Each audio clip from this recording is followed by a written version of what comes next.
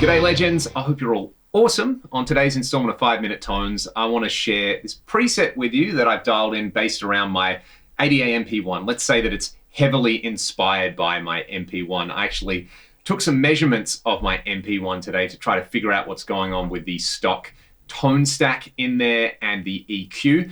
I'm pretty sure that it's just got a fixed tone stack and then an active EQ section in there. That would make sense based on the fact that the EQ is MIDI programmable in there and you can recall presets, kind of the way the JMP1 works. I used FabFilter Pro Q3 and did some EQ matching in there. And I also had a look at Duncan's tone stack generator on the internet, which is an awesome way to get a visualization of various amp tone stacks. I'll include a link in the video description. But a very, very rough estimate I've come up with on this. I just want to share it with you because there's no MP1 model yet.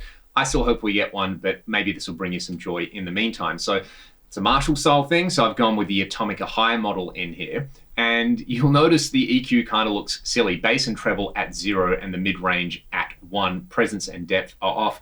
Master's all the way up. Gain is nearly all the way up. What I found was measuring this, running some pink noise through it, and then measuring my MP1 at the same settings. They had a pretty similar EQ curve in there. Then I individually measured the range on each of the bass, middle, treble, and presence controls on the MP1. And, you know, caveat, I'm not an electrical engineer. This is very, very rough stuff. Like I said, these are my approximations. I didn't put a whole lot of time into it, but I just used a parametric EQ curve. And what I did was I found what I think are the center frequencies on here, and I mapped them to the perform page, and I renamed them. So basically, you can see this low bass controls around 120 Hertz. The mid-range control, I'm fairly certain, is around 600 Hertz, and you've got this treble control around 2500 Hertz, as well as the presence control doing something around 5K. Now, I'm not sure if the presence on there is a shelving filter or if it's a peaking filter. I've gone with a peaking filter here. You could swap this value out for a shelving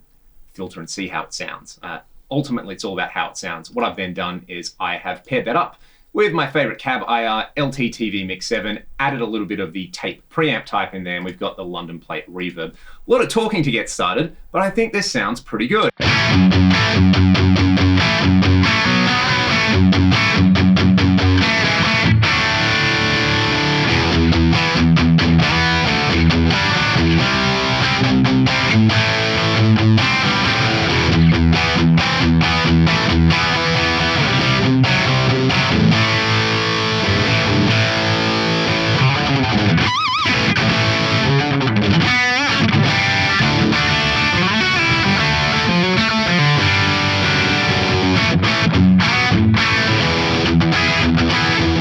Actually not too far off my favorite ADA settings when I run the ADA into the Axe and use like the Tube Pre as a power amp sim on there. So I'm pretty happy about that. Of course, you can go in and add some presence and depth from the virtual power amp in here, and you can play around with the master volume control as well. I just like it cranked. It gives it a lot of character.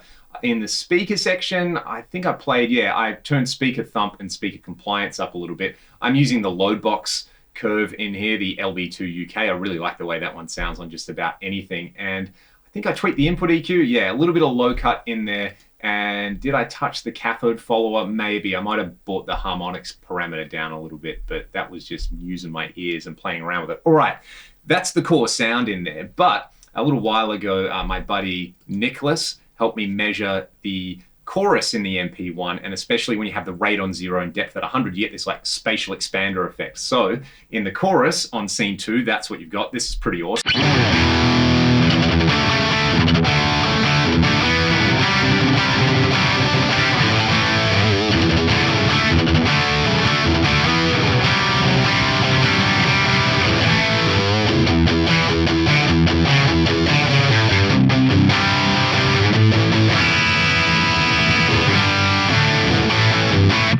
That spatial expander is so fun. We're going to hear that again on scene 4, but in the meantime, scene 3 adds a parametric EQ, giving it a big boost around 800 Hertz, kind of the way people would run like a Furman in front of their MP1 back in the day. I think Michael Wagner might have done this as well.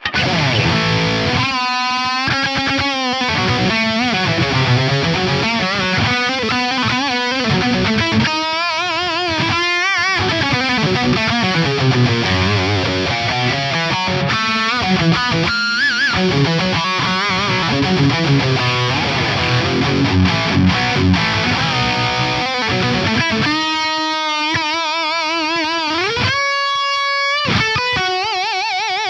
love the mid-range thing going on there. It kind of reminds me of like Doug Aldrich's tone or something like that. Scene 4, just add in all the grease. We've got that spatial expander effect, like a 2290 delay, and a bit of pitch detune on there. So I will put this one up on Exchange. You can get my IR for free in the video description. Have some fun with this. I still hope we get an MP-1 model in the Axe FX3 at some point. It would be so awesome. But in the meantime, enjoy this one. I'll play you all out.